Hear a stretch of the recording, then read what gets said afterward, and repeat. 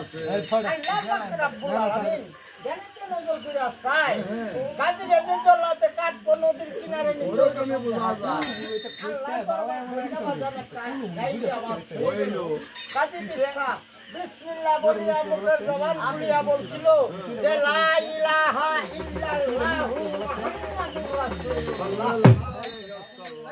অনেক কালেমা পাঠ করলো জরুলাদের হাতের খড়গ গয়া মাটি জমিনে বললো কাজী বিসা বিসমিল্লাহ বলিয়া পিতার রাজ দরবারে যে বলতাছে আব্বা হুজুর পড়লাম কালাম আপনার চরণে আমার হাজার হাজার সালাম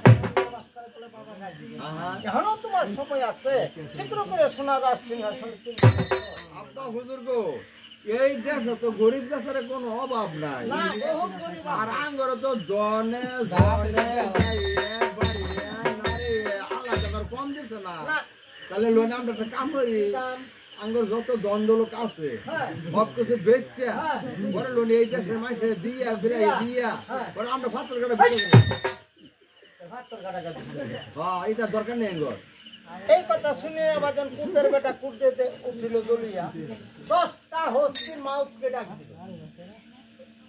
10টা হস্তির মাউতকে ডাক দেব না সেরে হস্তির মাউত 10টা গজমতি হস্তি তেল সিন্দুর দিয়া সাজাইয়া গাজী পীরের হাতে পায়ে বন্ধন করিয়া রাস্তার কিনারে শুয়াইয়া 10টা হস্তিটা ভাড়াইয়া মাটির লগে আরে হস্তির মাউত পাজন যখন হুকুম পাইছে 10টা হস্তি সুন্দর ভাবে তেল সিন্দুর দিয়া সাজাইয়া গাজী পীরের হাতে পায়ে বন্ধন করিয়া হস্তির উপরে লইল উঠাইয়া গাজী পীর সাহেব আল্লাহ রাসূলকে ডাকতাছে হস্তির উপরে বইয়া